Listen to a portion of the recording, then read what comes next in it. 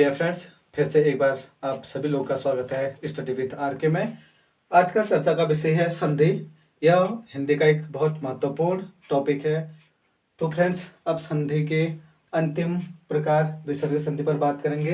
पहले हमने स्वर संधि पर बात की थी, जिसमें हमने साधारणतः अ आ संबंधित रूल्स पढ़े, और उसके बाद हमने व्यंजन संधि की चर्चा करी, जिसमें हमने क ख संबंधित नियमों की व्याख्या करी, और अंततः जो इसका प्रकार है वो है विसर्ग संधि, जिसमें अह की मात्रा की हम चर्चा करेंगे।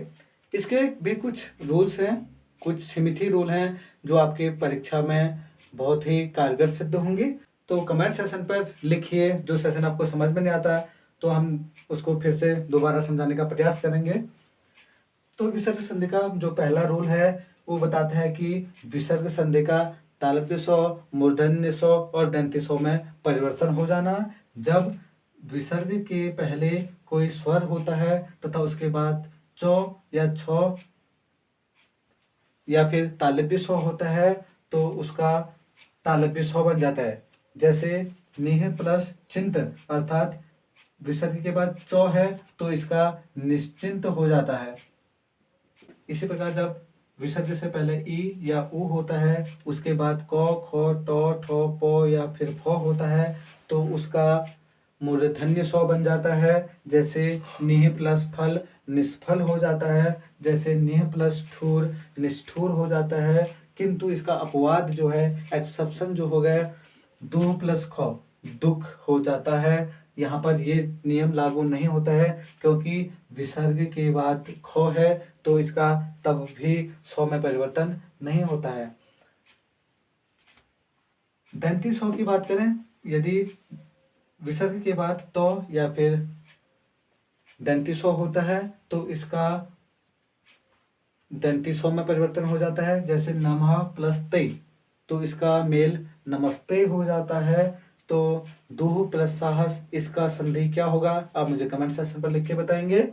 नियम 2 बताता है जब विसर्ग में कोई परिवर्तन नहीं होता है, इसके लिए नियम है कि विसर्ग से पहले अ होना चाहिए, उसके बाद क या फिर प होना चाहिए। तो इस स्थिति में विसर्ग में कोई परिवर्तन नहीं होता है। जैसे प्रातः प्लस काल, अर्थात विसर्ग से पहले अ है, प्रातः तो जो है उसमें अ ध्वनि है, और जो अगला वर्ण है वो है क। जब विसर्ग से पहले अ तथा बाद क होता है तो उसमें कोई परिवर्तन नहीं होता है, अर्थात प्रातः प्लस काल बराबर प्रातः काल ही होगा। अंतः प्लस पुर अंतःपुर होगा, लेकिन इसके भी कुछ अपवाद हैं, अर्थात वे नियम या वे शब्द जो इन नियमों का पालन नहीं करता है उसे साधारणतः अपवाद कहा जाता है। जैसे नमः प्लस कार, तो यहाँ पर विसर्ग से पहले अ है जबकि उसके बाद क है। नियमानुसार होना ये चाहिए था कि इसमें कोई परिवर्तन नहीं होना चाहिए था, लेकिन यहाँ पर परिवर्तन हो जाता है। नमः प्लस कार नमस्कार हो जाता है। इसी प्रकार पुरः प्लस कार पुरस्कार हो जाता है। अगला नियम, जब विसर्ग का लोप हो जाता है, इसके लिए नियम है कि विसर्ग से पहले अ या आ होना चाहिए तथा उसके बाद कोई भिन्न स्वर होना चाहिए। तो इस स्थिति में विसर्ग का लोप हो जाता है। जैसे अतः प्लस एव, तो विसर्ग का लोप हो जाएगा, तो ये हो जाएगा अतएव।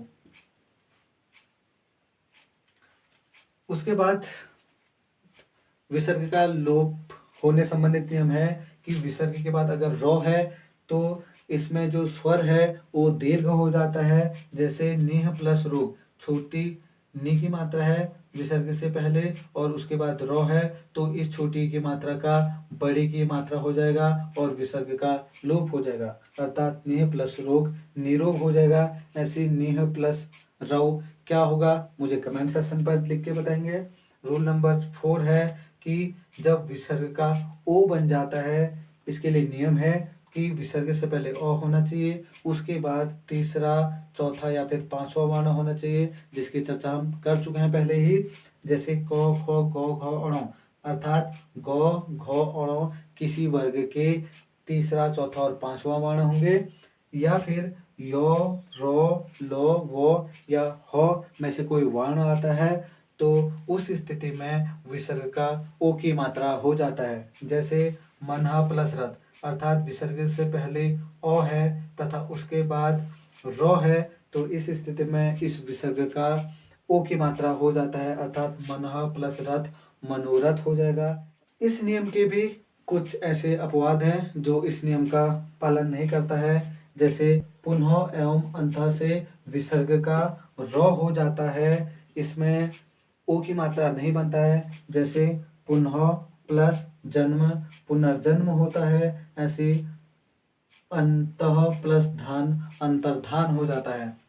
अंतिम नियम जो विसर्ग संधि का है वो है जब विसर्ग का र हो जाता है, अर्थात विसर्ग से पहले यदि अ या फिर आ के अतिरिक्त कोई स्वर होता है तथा विसर्ग के बाद आ या तीसरा चौथा पांचवा वर्ण होता है, या फिर यो रो लो वो से कोई एक वर्ण होता है, तो इस स्थिति में इस विसर्ग का र हो जाता है। जैसे निह प्लस आशा, अर्थात विसर्ग से पहले ई की मात्रा है तथा विसर्ग के बाद आ की मात्रा है, तो इस स्थिति में जो ये विसर्ग है उसका र बन जाता है। अगर अ है तो र होगा, अगर आ है तो रा हो जाएगा, अगर छोटी ई की मात्रा है तो छोटी री हो जाएगा, अगर बड़ी ई की मात्रा है तो बड़ी री हो जाएगा। तो यहाँ पर नीह प्लस आशा है तो ये निराशा हो जाएगा, ऐसे नीह प्लस धन निर्धन हो जाएगा। आसीह प्लस वाद और दूह प्लस उपयोग क्या होगा, मुझे कमेंट सेक्शन पर लिखकर बताएंगे। आई होप मैं इस टॉपिक को आप लोग को समझाने में सफल रहा होऊंगा। फिर भी अगर आपको इसके किसी भी प्रकार में किन्हीं समस्याओं का सामना करना पड़ता है तो मुझे कृपया अपने कमेंट सेक्शन पर लिखकर ज़रूर भेजिएगा। इसी प्रकार हम बहुत जल्द मिलेंगे एक रोचक विषय के साथ। जय हिंद।